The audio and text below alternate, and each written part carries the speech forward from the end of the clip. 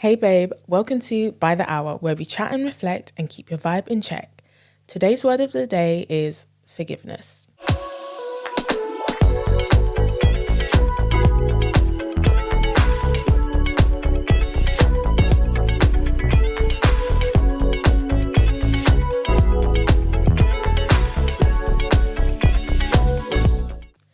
Now, in this episode, I wanted to talk about heartbreak, breakups, and healing.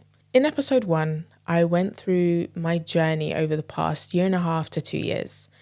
And in that, I spoke about how I went through a really horrible breakup towards the end of 2023. And that being the reason why I decided to start posting online.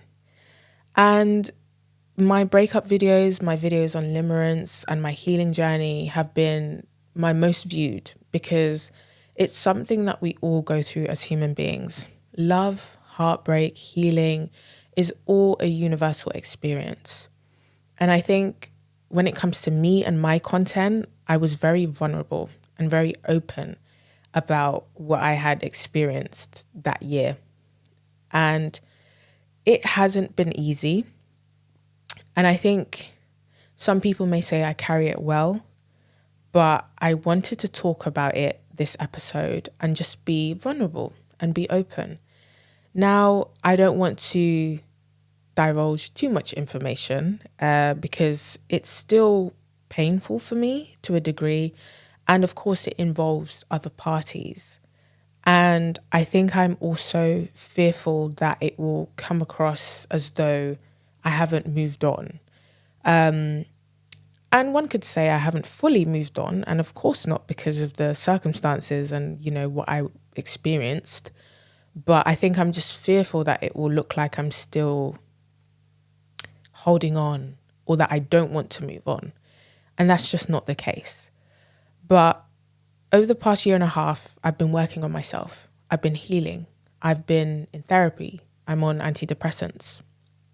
And also, I want to say, trigger warning, I will be discussing topics of depression, anxiety, antidepressants, unaliving thoughts, and just mental health in general. So if you're not comfortable with that, maybe this episode is not for you, but I will be back, next Thursday with another episode, which hopefully is more lighthearted.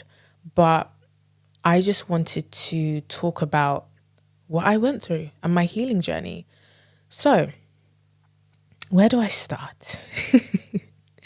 Let's start in 2023.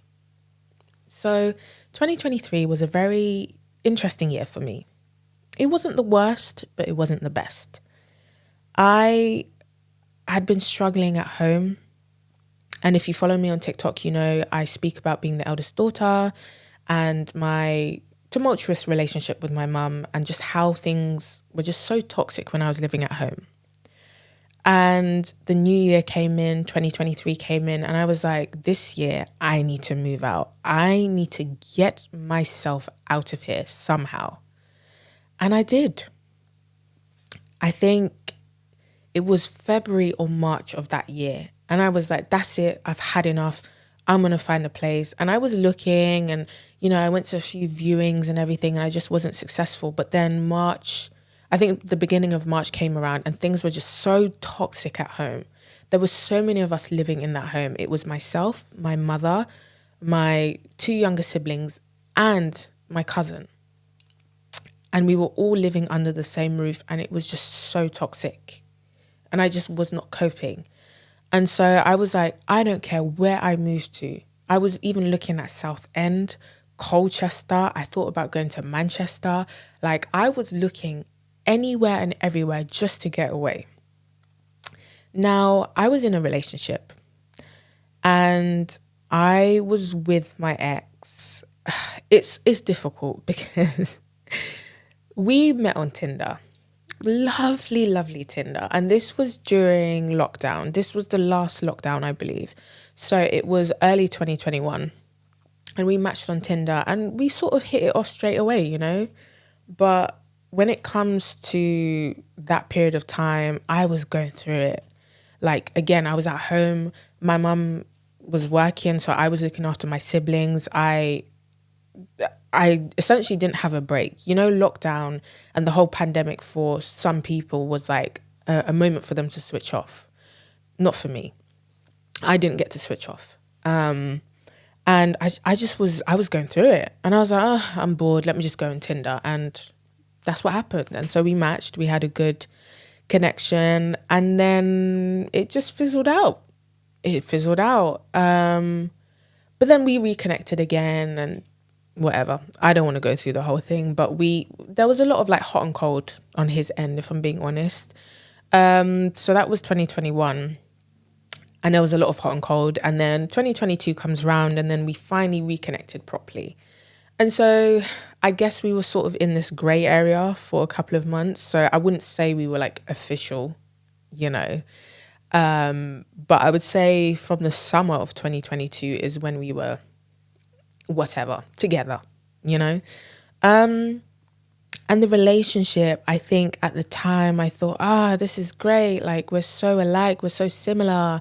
I was so naive, bless my soul. Like, I think I was just so infatuated, and for many reasons, you know. I think, yes, we did have a amazing connection. Like, it was so scary how similar we were. It was like he was like the male version of me. Also, the fact that we were both Aquariuses, like, it was weird. I know not a lot of people believe in that sort of stuff, but you know what, like, that connection definitely showed that it might be a thing, but I digress. So yeah, I was infatuated, and I think for me, I've always struggled when it comes to romantic relationships, if I'm being honest. I've never really had a healthy connection, even platonically, when it comes to like with guys. Like, there was always someone trying to cross a boundary and whatever. Like, it was never just solely friends. Well, that comes to like certain male friends or whatever, but I've never really had a healthy relationship or a healthy view of love. Like, I've always been an all or nothing person, and I've spoken about this in my limerence video. And I was always sort of like a black or white person. I was like, it has to be this or it's this. So I was always really infatuated with someone, or I just didn't feel anything at all. And I attribute that to what I experienced growing up, and then also me having a disorganized attachment style. So this relationship really triggered the anxious side of me, because I was with someone who was an avoidant. This one was the avoidant final boss. I could laugh about it now, but it was hard. If any of you guys know what it's like being with an avoidant, it's difficult. You become a strong soldier, or you have to force yourself to become a strong soldier, because they trigger so many things inside of you. And it triggered so much anxiety and made me question my worth. I was never settled. I always felt as though I was walking on eggshells, and that was always what it was from the beginning. And I only realized it towards the end. So starting off, I was so infatuated. I was like, this is bliss. Like, we're soulmates. You know, this is my soulmate. So many things are so aligned. You know, I get along with his mum. She loves me. I love her. Me and him are so, I wouldn't say in sync, but there was, you know, and I was just so blinded by love, right? And I just tolerated nonsense. I tolerated, I don't even want to call it the bare minimum. Like, if this is the bare minimum for viewers, I mean, for anyone listening on audio, I'm showing you the bar. So just imagine bare minimum and take it 10 steps down. That's what I was experiencing, I think. And I'm not trying to throw him under the bus. Like, this episode and this podcast is not about that. This is just me telling my truth. And I think he knows that as well, that he wasn't giving me the bare minimum. He was giving me nothing. And in hindsight, when I think about it today, I'm just like, did I think I was so unworthy that I accepted that? Or was it because I thought that that's how love is, that you have to work for it? And I'll go into it in this episode, because I think it's it's interesting what I've like, the conclusions that I've come to. But yeah, I was getting nothing really. Like, if anything, like I said, we did have an amazing connection. I think we both have acknowledged that.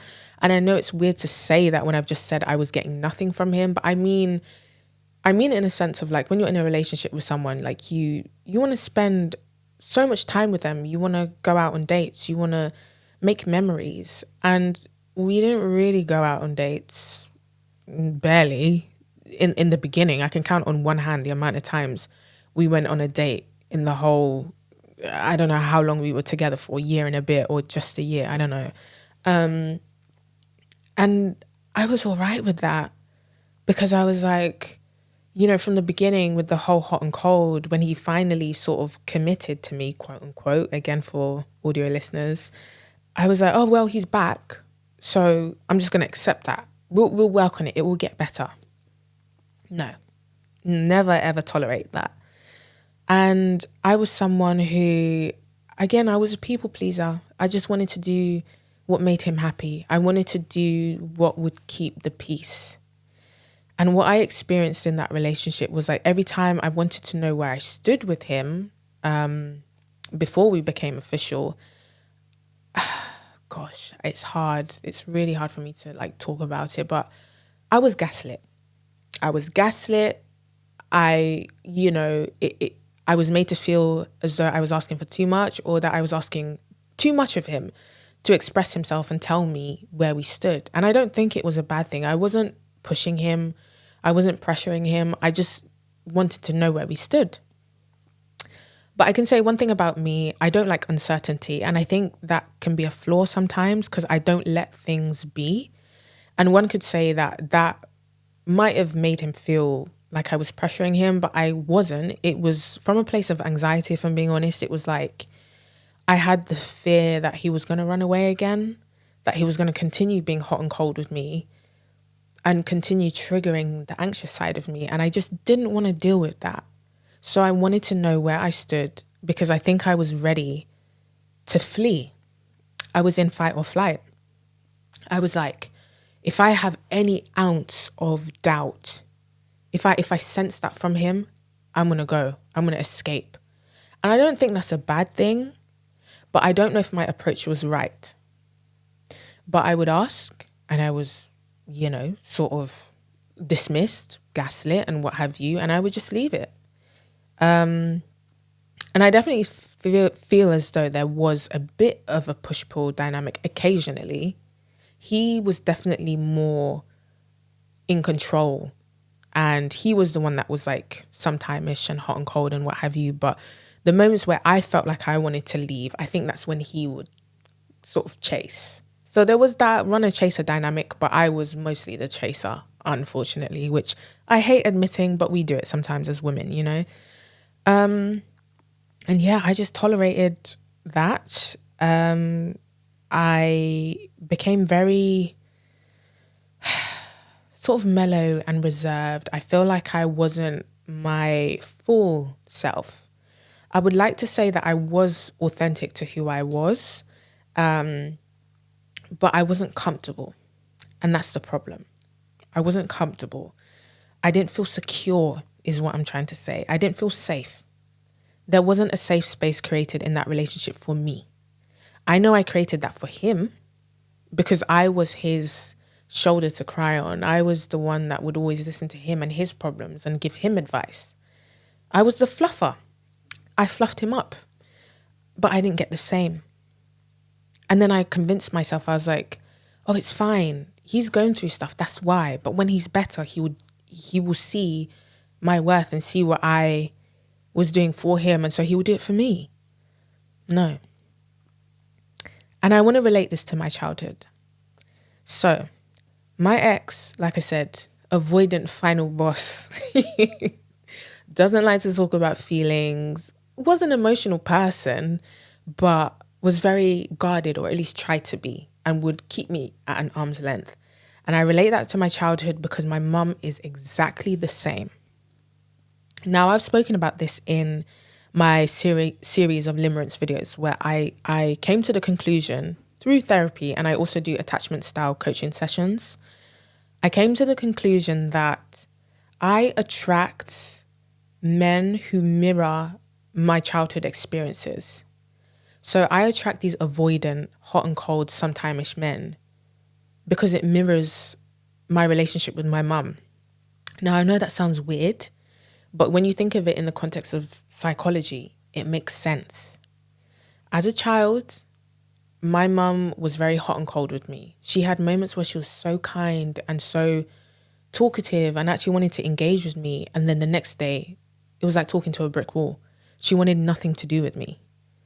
Like, I remember coming home from school and be like, hi, mum. She would ignore me. Or there were moments where, I don't know, I would draw something and I would show her and she'd just look at it and she'll just put it down.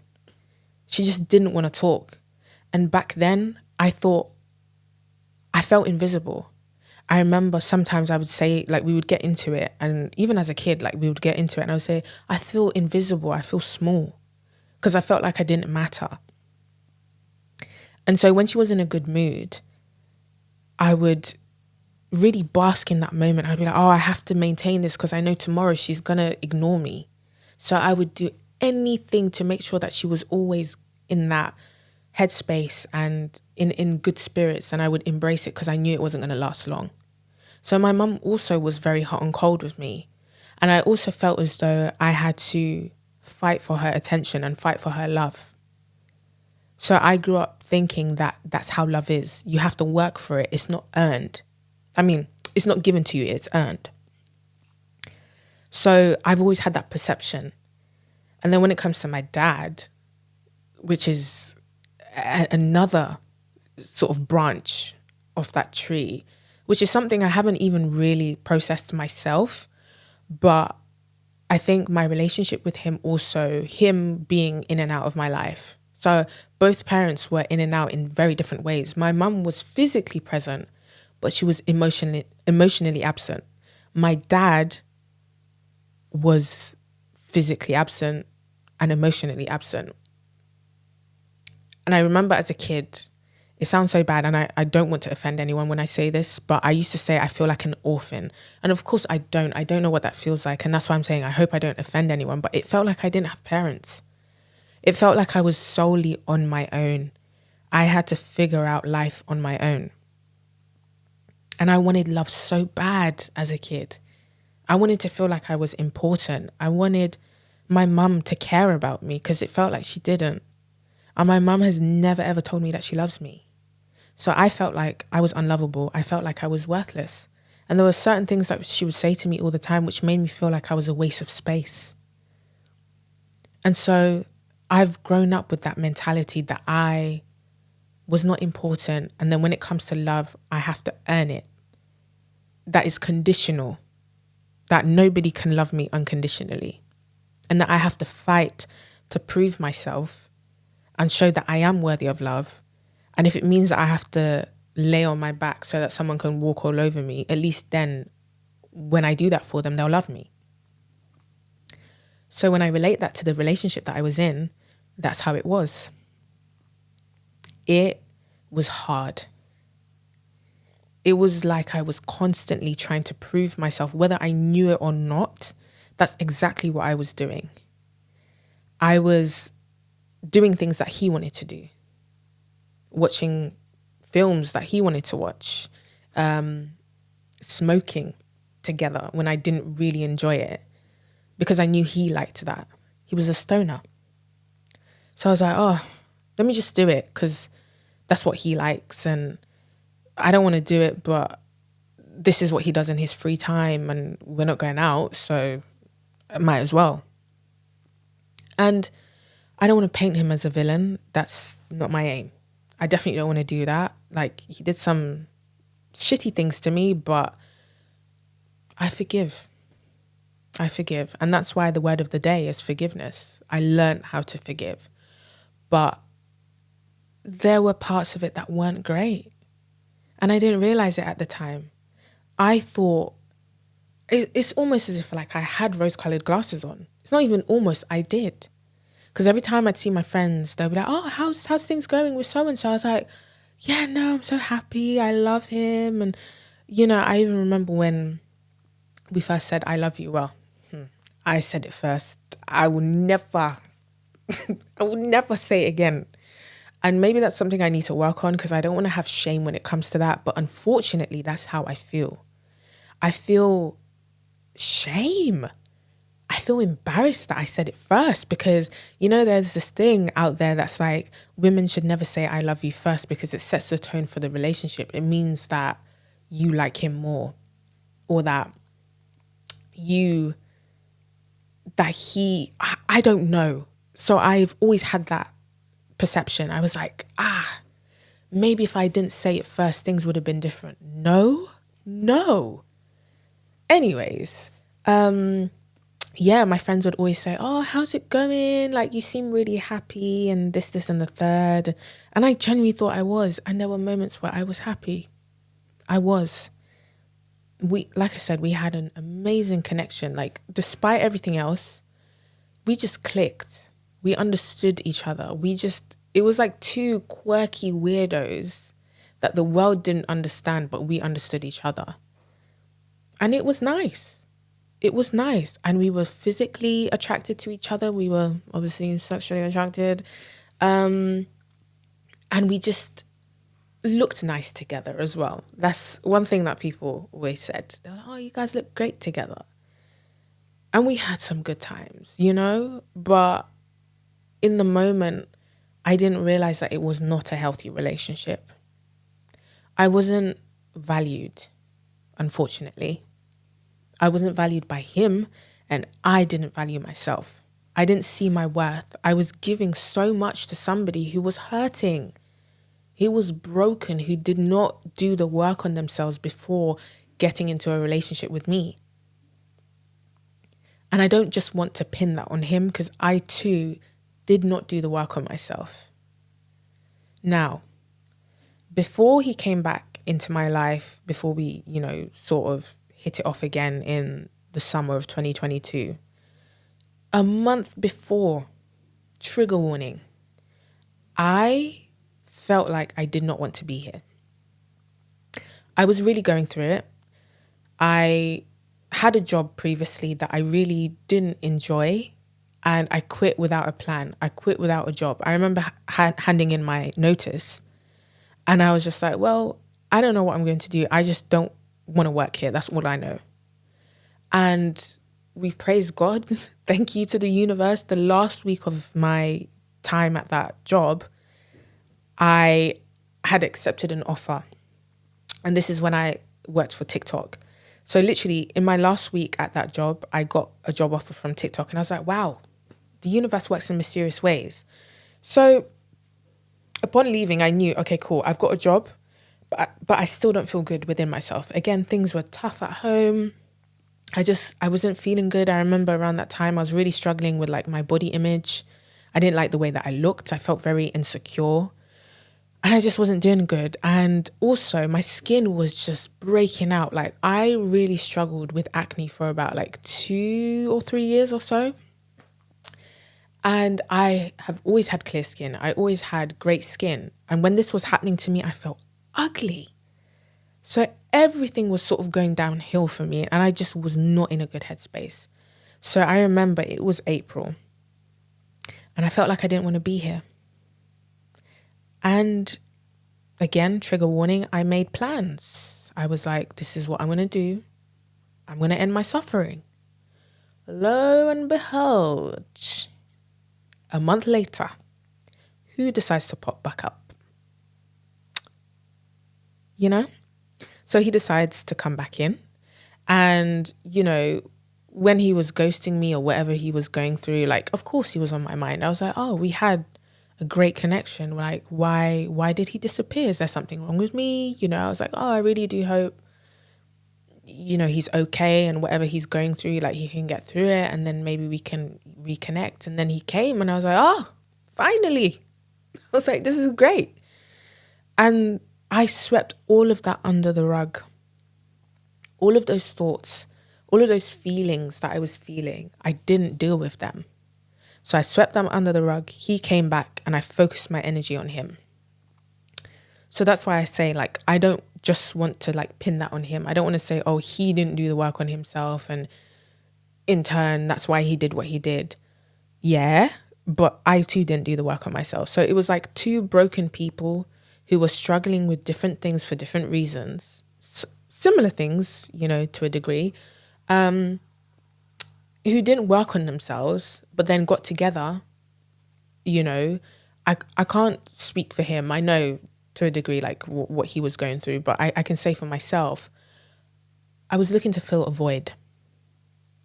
I wanted to fill a void because I was in pain and I just didn't want to deal with that stuff. And then I was fixated on this person because we had a great time together when we did spend time together before getting into a relationship. And that was still on my mind. And I was like, I feel like this has potential. And that's where I went wrong. I was thinking about potential instead of the reality. I was thinking about what could be rather than what was. And so I created this fantasy in my head, this scenario. I was like, okay, I hope things go out this way. In my mind, it's like I had it all planned out. And it's like, you can't do that. It's not just one person who is in that connection, it's two. I can control how I approach stuff, but I can't control the other person. But I was in my mind and I was like, yeah, this is how it's going to go. Like, I found my person, like, we're soulmates. So that's why I said I was naive. Anyways, so we embarked on this connection. I was in limbo, or he put me in limbo for a couple of months. Then we finally became official. And if I'm being honest with you, the first couple of months were nice in terms of, you know, I guess the honeymoon stage and everything. But then things became stagnant. They became stagnant. And there were just a lot of things, and I was very sus about a lot of stuff. Like I said, he would keep me at an arm's length. And, you know, when it comes to communication as well, there's this whole debate of, are you supposed to talk to your partner every day? Now, in my opinion, yes, but it doesn't mean that you need to speak to them every second, every minute, every hour of the day. That is not healthy. Do you not have a job? You know? So I don't think it should be that way, but I feel like even just checking in with them in the morning, saying, hey, babe, good morning. Hope you're okay. I'm going to be busy today, or I'm going to be at work, but I'll check in with you later on. That's fine. At least I know that you're there and you're thinking of me. But in this relationship, he would go a day, 2 days sometimes without saying a word.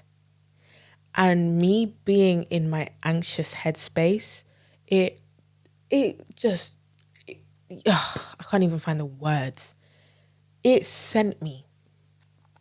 I was always in my head wondering, oh my gosh, like, is he gonna ghost me again? Is he gonna disappear? Am I gonna see him next week? Is he with another girl? I had all these thoughts in my mind. And that was because we didn't get off to a good start. From him ghosting and being hot and cold, I was so used to that. So when he did disappear for a day or two, in my mind I was like, oh, that's it. I'm not going to hear from him. I did something wrong. I was always blaming myself. And he knew that I wasn't happy with the communication style, but I guess he didn't care. And what did I do? I tolerated it because I was made to feel that I was asking for too much. Even when I wanted to know where we stood, it made me feel like I was asking for too much. So I stayed pim. Every single time I was not comfortable with something, or if I was suspicious of something, I didn't bring it up. I just stayed quiet. And I had moments where I was suspicious of things. And instead of me approaching it directly, what I would do is I would always joke with him and I would say, oh, you've got a second family. Like, how's your wife? How's your kids? And like, he would joke with me as well. Man, they're wicked. Like, because I was trying to suss it out. I was like, would he have the integrity to be honest if he was doing something? And he didn't. And I would just always say it. I'd be like, oh, I haven't heard from you. Or, you know, if I didn't see him one weekend, I'd be like, oh, how's your wife and kids? And he would be like, oh yeah, they're all right. You know, he would banter about it. And again, it was just my way of like trying to get information out, but he never admitted to anything, you know. There was a day he picked me up from the station. I got in his car. You know the little compartment, you know, in your car where you can just, some people have gum there, tissue, whatever. I've looked down. What do I see? Lip balm. This guy don't use lip balm, fam. He doesn't use lip balm. Anytime he used lip balm, he used mine. And it was, I remember it was like the Dr. Paw, it was a blue one. I said, oh, who does this belong to? He's like, oh, it's mine. I said, okay. And it was summer at this point. And he was like, oh yeah, no, I bought it because my lips are getting dry because I've been working outside. I said, interesting. I didn't believe him, but I didn't fight it because I said, if I create any friction here, he's going to run away again. And I didn't want that. So I accepted it. And guess what he said? He said, oh, you can have it if you want. I took it. I didn't use it. I knew it didn't belong to him, but I took it. Because I was thinking, surely not. Surely you're not going to offer me a Next Babes lip balm. But he did. Cool. So that was the first slip up. And there were a couple slip ups, you know, he was good for the most part. But that was the major one, I think. Now, months went on. I don't even remember what month that was. That was like May of 2023, I believe. And at this point, I was going through the process of moving out. So I'd finally found a place. I went to view it in April, got accepted, and then it took them a month for them to process everything, or even up to 6 weeks, I think. Everything was approved. Cool. So finally got to move in June of 2023. I was anxious, but I was excited. And I was like, oh my gosh, I'm going to have my own space. And now that I'm in this relationship, like, you know, he can come over and we can have like peace and quiet and no family will be around. And, you know, we can enjoy each other's company. He did not seem very chuffed that I was moving out. I think there's a reason. I don't want to touch on it too much. I get it, but at the same time, he knew what I was going through and I just didn't feel like I had the support. And my moving day, he was meant to meet me and the mover. He was late. By the time he had arrived, we'd moved everything already. And I was pissed, but I tried not to show it. And I think I didn't stay that night because I didn't have any heating or hot water. So I stayed at his. And then the night I did stay, I thought he was going to stay with me. Nope, he didn't. And that was the first time that I was ever alone fully for a night. Well, the first time in a while. By myself in my own place in a area that I was familiar with, but not too much. I grew up in Hackney. That's home. That was home to me. And I uprooted my life somewhere else. And I was anxious and he knew I was anxious and he didn't stay. And again, stupid me was like, I could tell that he didn't want to. And I was like, oh, I'll be fine, babe. It's okay. And he was like, well, if you need me, just call me and I'll come back. I said, okay. You won't even offer to stay? And he just left. And I cried that night, man. I cried. I was like, damn, he left me on my own. I was like, okay, whatever. I'm going to see him tomorrow anyway. So, yeah. And then when I finally bought all my furniture from IKEA and everything, did he help me? No. But thank God, Barbara the builder. I love building my own furniture. Like I was comfortable doing it. It was fine. But I think that's when the resentment started, if I'm being honest. Because I was like, I'm by myself here. I'm not on good terms with my mum right now. My family aren't really in support of this move. My friends are far away. You're the only person that I have. And you don't even want to help me to build my stuff. He only helped me with the last part of my bed because it took 2 people, but I did most of it. And the resentment started from there. Yeah. And I remember during that summer, I spent a couple of days at his because his parents were away.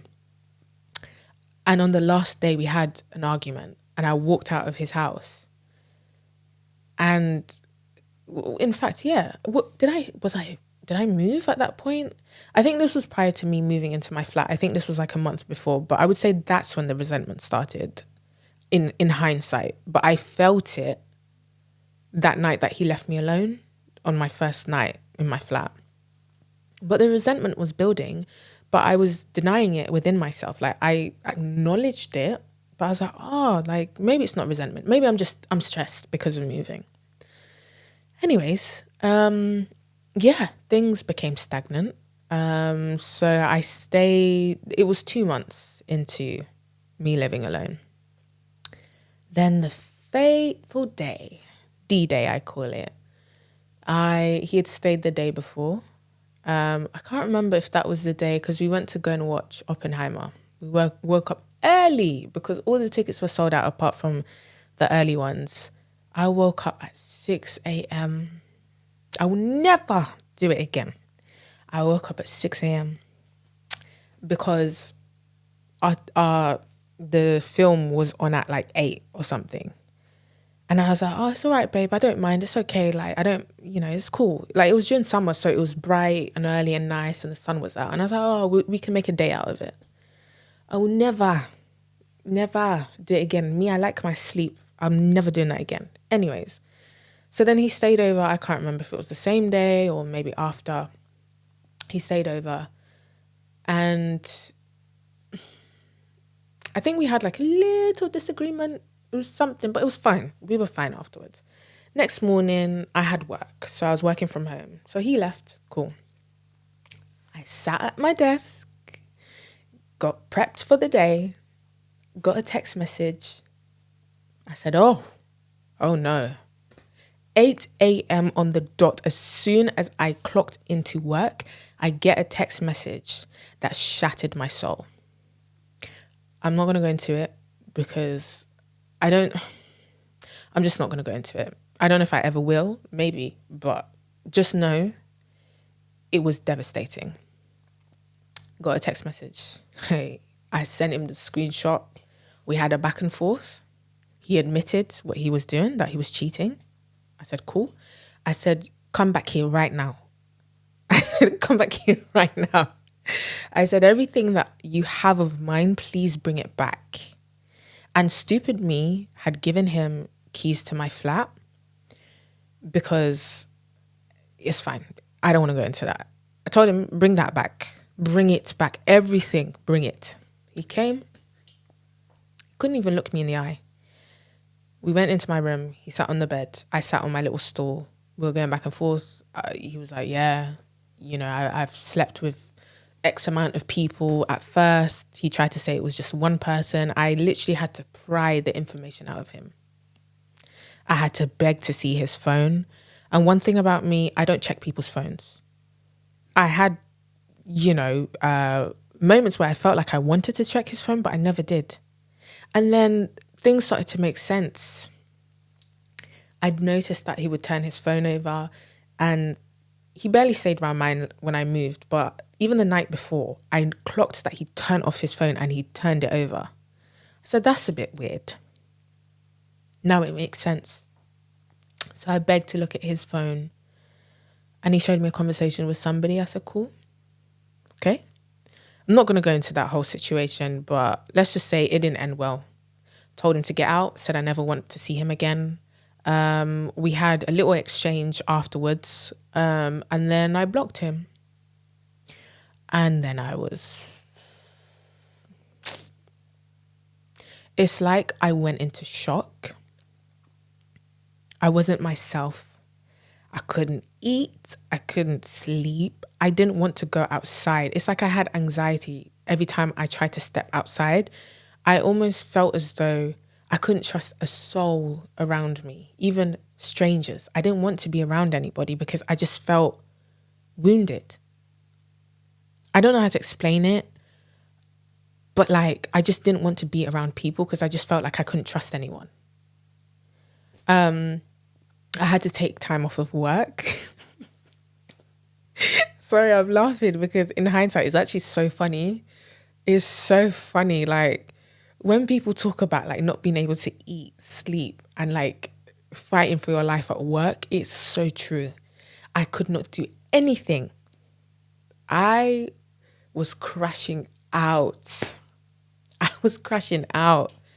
I wasn't eating, so I was losing weight. I felt sick every time I consumed food. Like, my friends came over to visit me.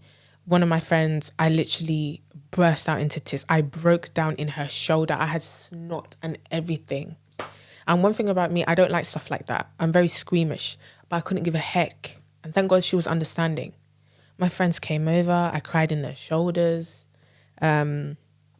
His mum came over, I think, a day or so after. And again, I understand that people have their thoughts when it comes to still being in contact with an ex's parent. But her and we have a connection, and she's a lovely person. And of course I've questioned it. I'm like, am I keeping her around because do I hope that him and I will reconcile someday? That's definitely what I thought at first. And I may have had those thoughts, but genuinely, I do feel connected to her, and she was there for me. And she was just such a lovely soul. And because my relationship with my mum wasn't in a good place, I was just grateful to have her. So, yeah, she came over, brought me flowers, brought me things, and, yeah, I had support. But I just felt so alone in my thoughts. I had negative thoughts. I just was not in a good place. I was crying every single day for months on end. I would beg God, I would say, please, please, please remove this feeling from me. I am in pain. I was devastated. Like the way I felt was very reminiscent of how I felt when I was a kid, when my mum would reject me, when she would ignore me, or she would sometimes say to me, I should have shipped you back to Gambia. She would say stuff like, oh, my life would have been different or better if I didn't have you, or if I sent you to grandma. And I remember my heart would shatter as a kid. And I've experienced heartbreak before, like in a, romantic sense. Like my first heartbreak, I had that when I was like, I think when I was in like year 9 or year 10. And that was difficult. And so I want to say I've experienced heartbreak like 3 times. My mum, which is strange to say, but you can experience heartbreak. You can experience friendship heartbreaks when it comes to family. And my mum broke my heart. So I experienced that, then my first heartbreak when I was young, and then this one. And this one was so reminiscent of both experiences, but I would say with my experience with my mum especially, it was painful. It was painful. And I want to say it traumatized me. I was traumatized. I didn't trust anyone. I didn't trust men. I didn't want to share my body with anyone. Because the thing about cheating is, not only are you deceiving someone and you're stepping out and you're lying to them, but you're putting their health at risk. And I think people forget that. And I felt dirty. I felt disgusting. I felt like, why? Like, what did I do to deserve that? And I just felt like I just didn't want to share my body with anyone else ever again because I felt violated. No matter what his reason was, it was just like, why? After everything that I've been through, after everything that I tolerated with him, And the fact that I had just uprooted my life from my family home out of toxicity into peace, and I finally did it, and you were doing all of this behind my back all this time when I was hurting when it came to my relationship with my mum, because at that point we weren't in a good place. We weren't. And I was dealing with that. And then my job was very, it was really hard. It was I can't really talk about it, but the things that I would see in that job, it was traumatizing. It was things that no human being should see on a daily basis. So I was seeing very traumatic things at my my job at the time. So my mental health wasn't in a good place already. And then on top of that, I've now found out that you were deceiving me the whole time and you were lying to me. It was the worst pain I have ever felt. And I still feel it to a degree. And I've only just come to that conclusion. Because a few months ago, I was like, I'm over it for the most part. I knew I still felt something a little bit, but it wasn't that bad. But the thing about grief is it has its ups and downs. 1 minute you're fine, the next minute you're crying on your floor. 1 minute you're like, fuck him, the next minute you're like, I miss you. And I had moments like that where I missed him, where I was like, oh, maybe it can work. Maybe I can get over it. No. Because the thing about me is I have my flaws. I'm not perfect. I want to say that I didn't approach it in the best way. I probably was too naive and jumped the gun too soon, but that did not warrant the treatment that I received. That did not warrant me getting cheated on. And I was so pure and authentic and loving and caring and kind to him. I gave my all to him. So for me to be treated in that way, it was heartbreaking because I was loyal throughout. Even when we were in that grey area, because you know when you're first dating someone, you might have a roster, you might have different people. There was somebody else in the picture, but it wasn't serious, but I was open with him. I did tell him about that person. And I gave him a space. I said to him, look, if you're seeing other people, it's okay. Obviously, deep down, I didn't want that. But I was like, I would be a hypocrite to say that he's not allowed to do that when I'm trying to get to know someone else as well. So I was honest. I was like, yeah, there's someone else, but I'm focused on this. And, I asked him, I was like, oh, you seen anyone else? He said, no. Hey, God. I just feel like had he been honest with me, maybe things would have been different. I'm not saying we'd be together, but maybe if he was just honest and open and we had that conversation, I could have made a different choice. I didn't have to stay. I didn't force him to be in a relationship with me. I would never force anyone. But I asked him and he said no. If he had told me, you know what, yeah, there's other people that I'm, talking to or seeing or what have you. I always say, give people the opportunity. Be honest. Be like, this is where it is. You're either in or you're out. If for example, he said to me, yeah, there's other people that I'm seeing, but I still want to get to know you. And if you're still doing dodgy stuff, if I chose to stay in that, then that's on me. That's on me. I have to deal with that. But I wasn't given a choice. I was told that, no, it's just you and I. I'm enjoying this. I like you. I want it to go here, blah, blah, blah. Cool. So I've dropped that other person now because this is who I wanted to focus on. And it turns out I was being deceived the whole time. And it breaks my heart to even admit that. Oh God, the signs were there though. The signs were there. And I think as women, we have too much hope sometimes and too much faith. Sometimes we do see these things like it is there in plain fucking sight, but we overlook it, we Ray Charles it. because we are thinking of the potential rather than what is. And it was right in front of me the whole time.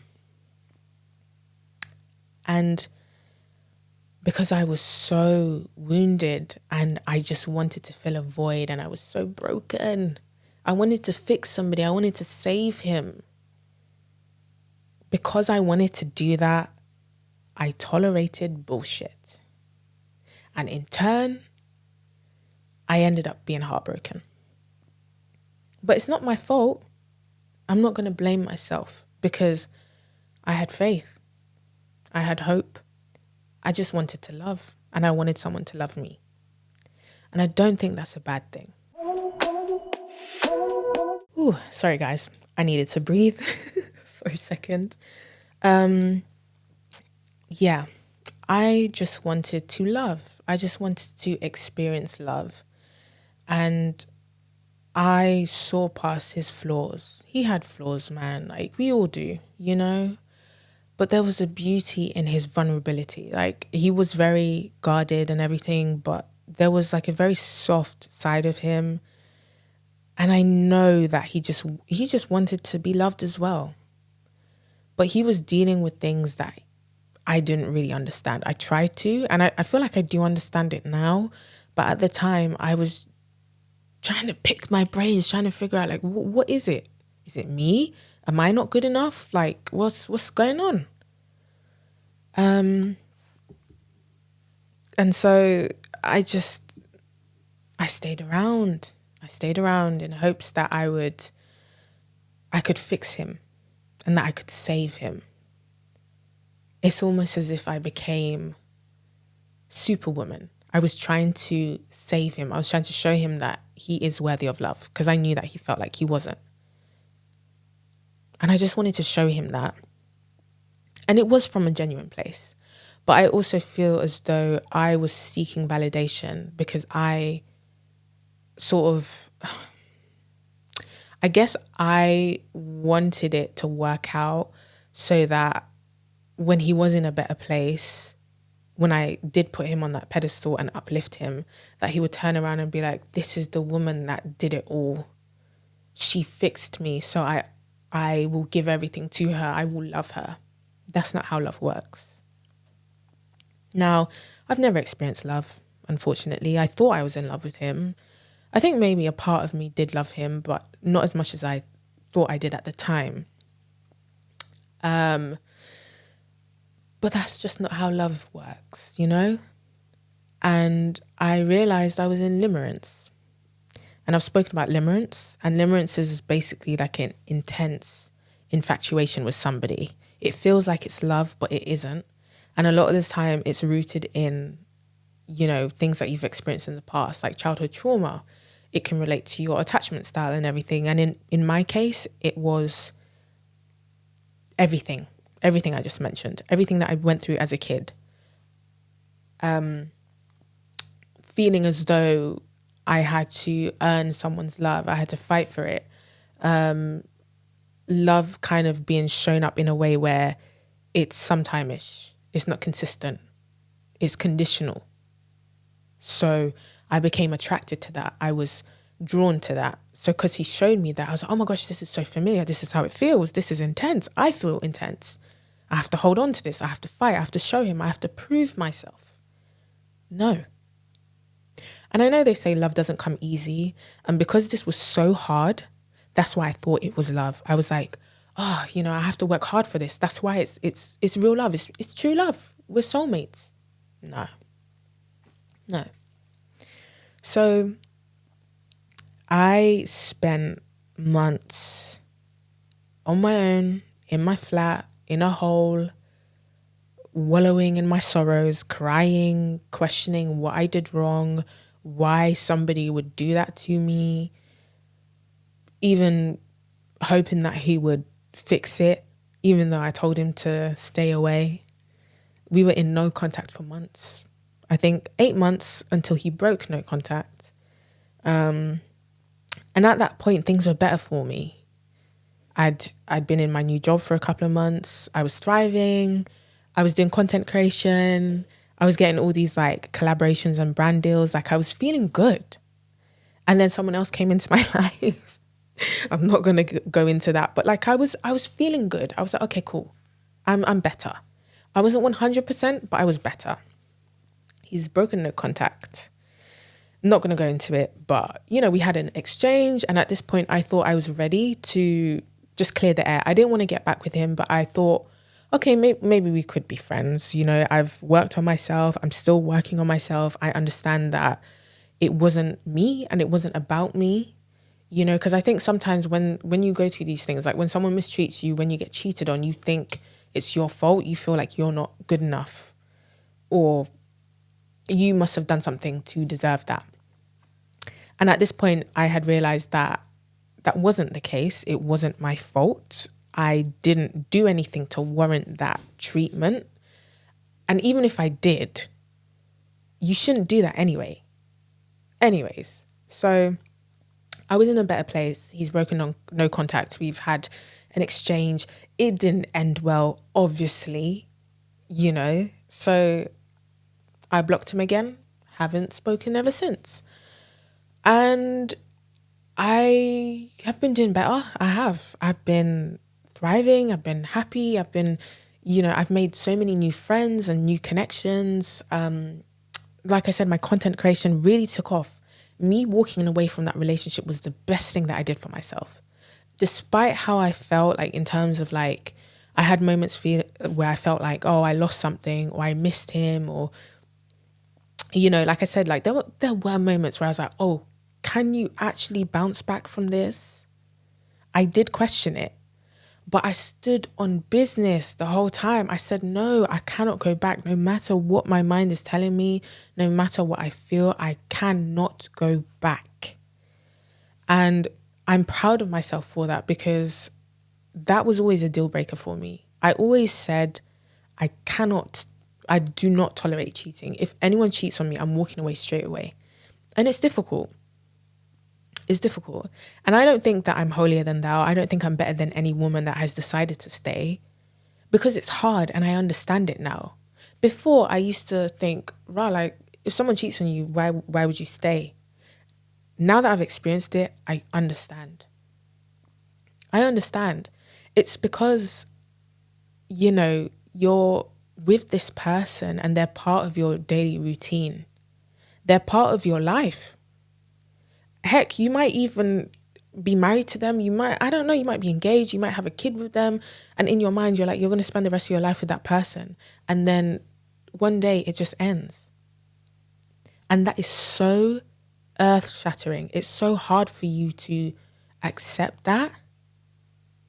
And your mind plays tricks on you. And it's like, oh, maybe you can work on it. Maybe,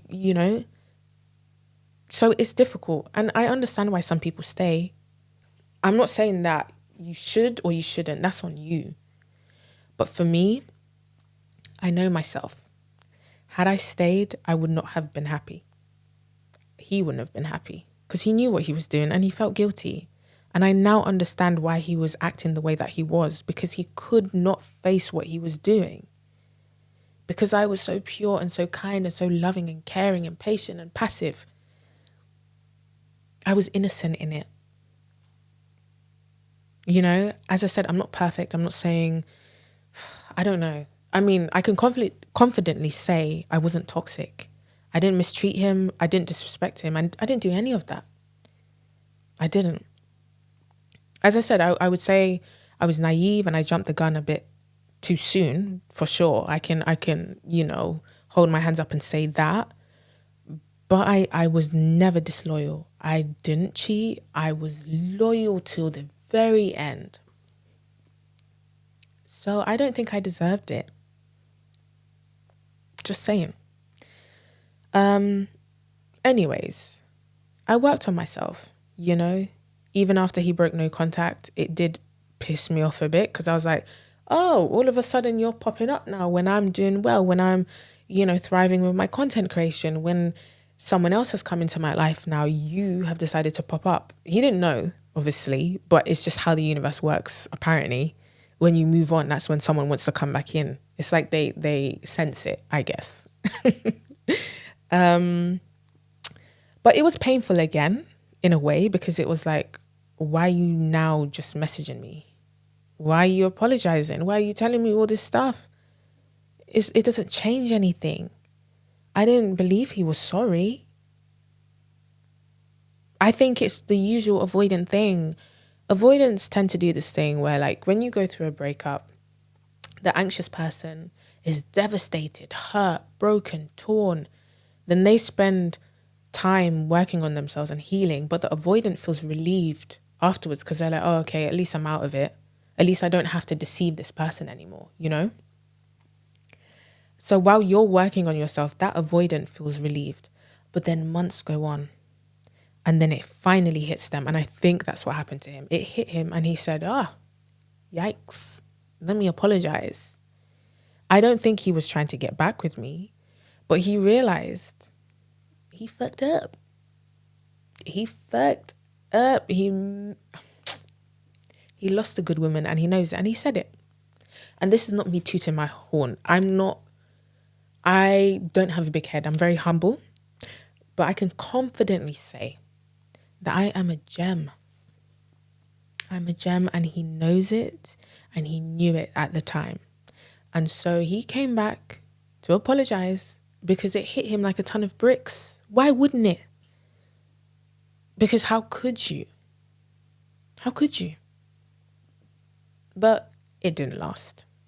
Like I said, I was open to having a conversation, to clearing the air and potentially being friends. And that was probably a mistake on my part. I wasn't ready. It didn't last anyway. And that's pretty much it. And so I worked on myself. You know, I was in therapy. I'm doing attachment style coaching sessions. And I've spoken about this on my TikTok. I do it with a lovely, lovely soul called Bobbi. I'll leave her details down below because she has helped me to grow. She has taught me so much and given me so many tools. And it's almost as if the universe, like, it was so divine. Because I think I created a video on my attachment style.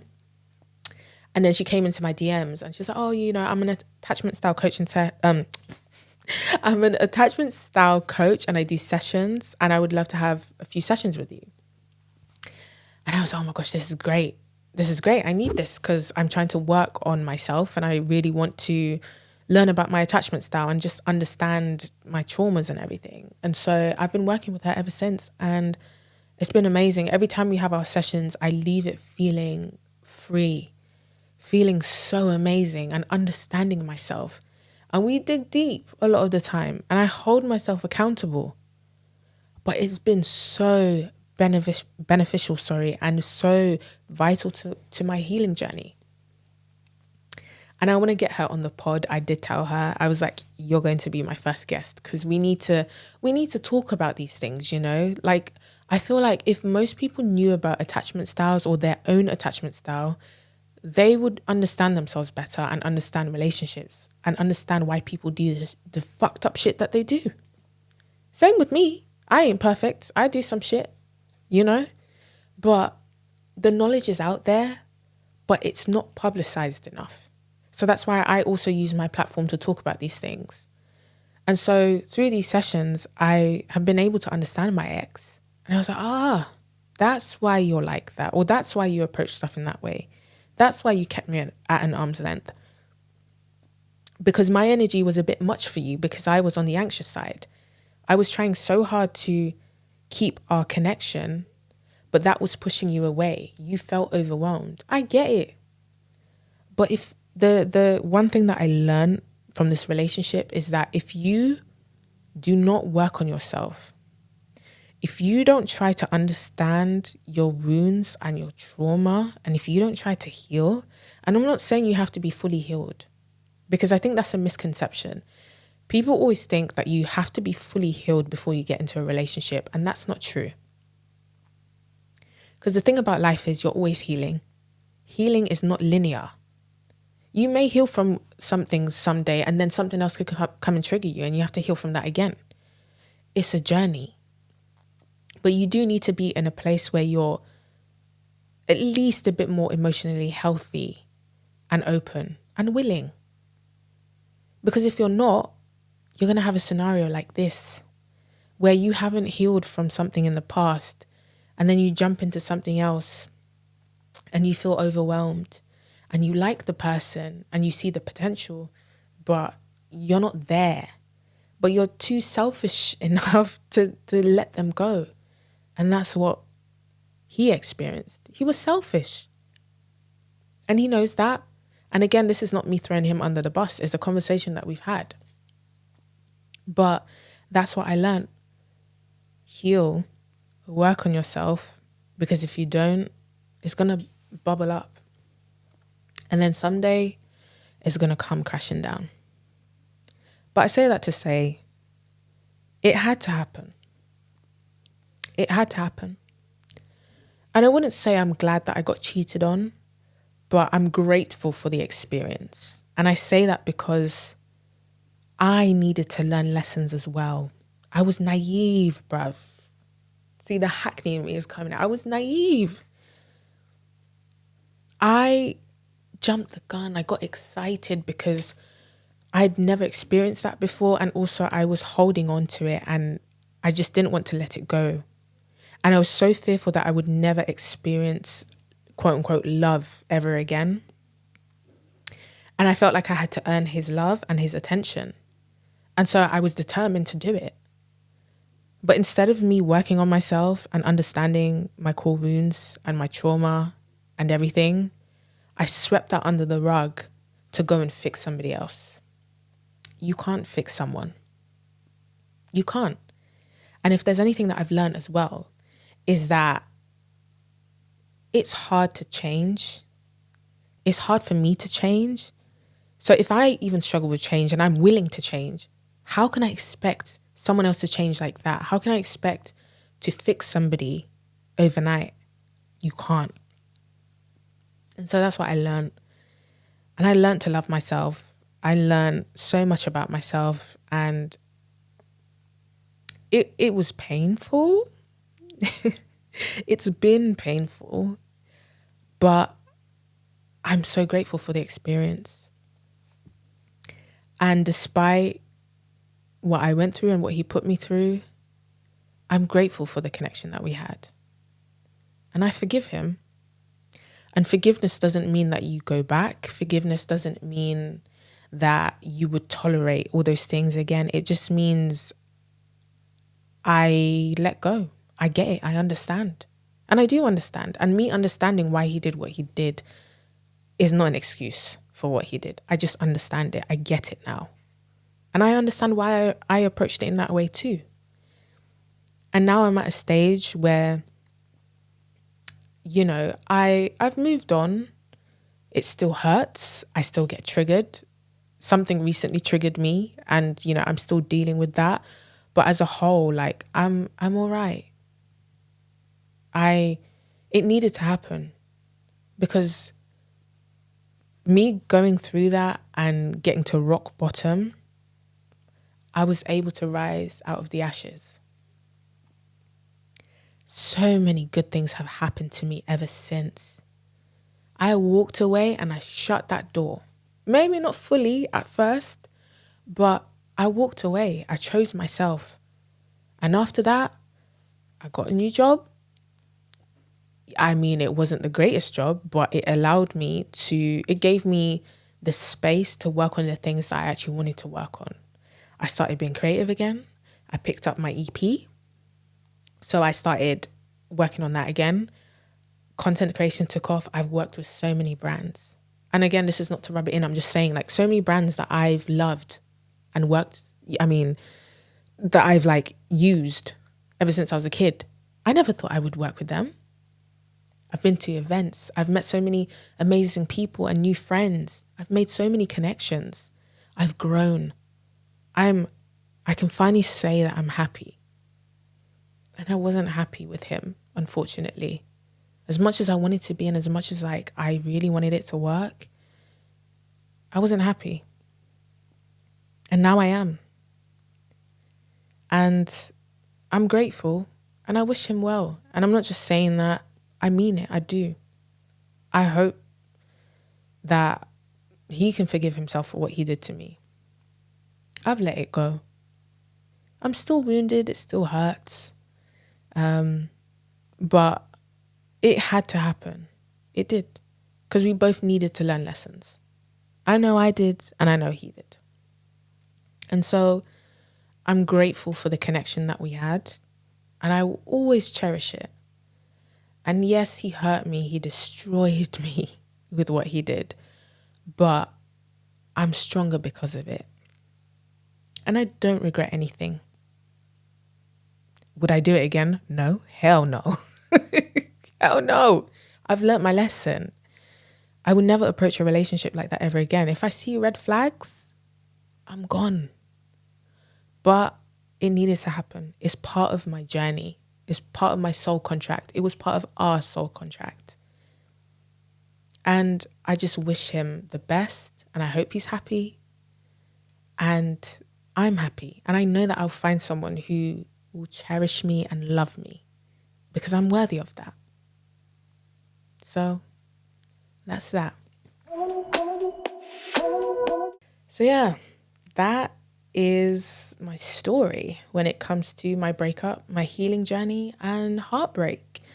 And yes, I can say that I'm in a much better place. I am happier. I'm open to, exploring new connections. I did take a break from dating for a while, but I am back on the apps again, but with different intentions this time. And I have a clearer head, and I know what I'm looking for. At least I feel like I do.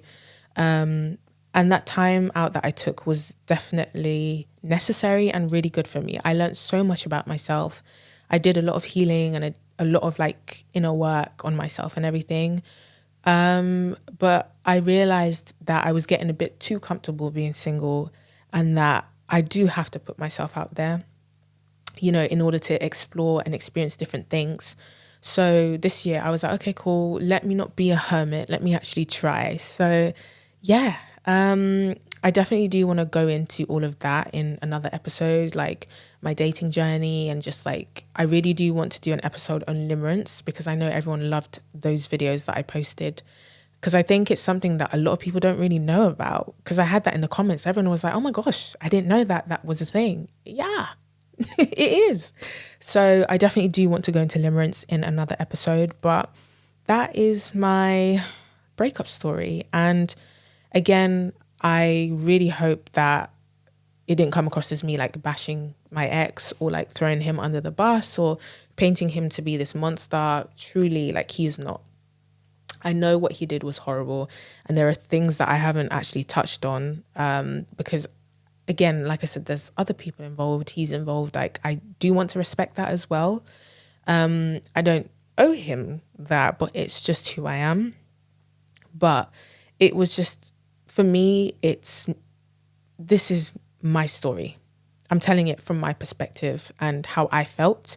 And it's just my way of letting it go and letting it, disappear into the universe. And in the hopes that people will resonate with it and feel like they're not alone. And it sort of shows my story and shows how I got here. Because like I said, I know I present myself in this way and people might think that everything's all hunky-dory. It really isn't. I've been through it. That's not even the worst of it, So, yeah, I just want to say, I wish everyone the best. I don't wish any ill will towards anybody.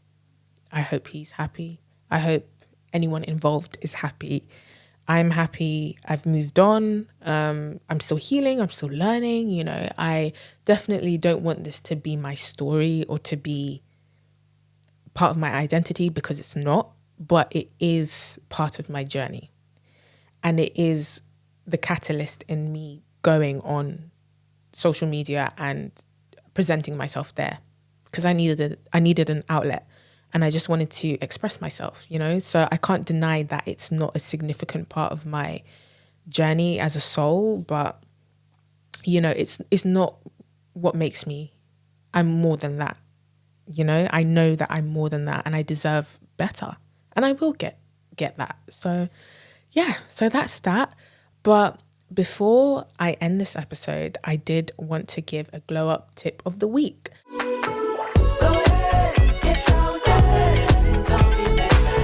So my glow up tip of the week is therapy. Please, please, please, if you've never considered therapy before, please consider it. I know it's not for everyone. I'm not trying to push this on people, but I used to be that sort of person where I was afraid of therapy. But it took some time for me to open up, and it took time for it to really sink in and for me to understand it, or for it to help me. It doesn't happen overnight. It's not a quick fix. But that's definitely something that I would recommend to people, especially if you've been through trauma, whether it's like a breakup or childhood trauma or anything. Definitely consider therapy, because it will help you understand yourself a bit better. And this is something that I can talk about in another episode. But yeah, that's my glow up tip of the week. Anyways, guys, I really hope you enjoyed this episode. I know it was a bit of like a intense one, and me going through, my journey when it comes to my breakup and like healing and everything. But I'm just so glad that I'm able to talk about it now and be vulnerable and see it from a different perspective. And yeah, I'm just really excited for the future. I'm more open now, and I don't believe men are trash. And love does exist. And I know that I will find someone who is good for me and who will treat me with kindness and with love. So yeah, if you guys have experienced something similar, please let me know. Let's have a conversation. Let me know how you dealt with it. Let me know, the tips that you have to navigate breakups and cheating and everything. Also, let me know if there's anything that you want me to touch on in particular or to go into detail about. Obviously, I'm not going to talk too much about the whole experience, but if there's anything in terms of like limerence or the type of therapy that I did or whatever, please feel free to ask me down below. But yes, do not forget to like, comment and subscribe if you're watching on YouTube. If you are interested in listening to it on audio, you can find my podcast on all audio platforms. Please don't hesitate to share this with your friends. Share it on socials. Share. Don't gatekeep. We don't gatekeep around here. But anyways, that's a wrap, babe. So keep glowing, stay true, and be unapologetically you. Bye, guys.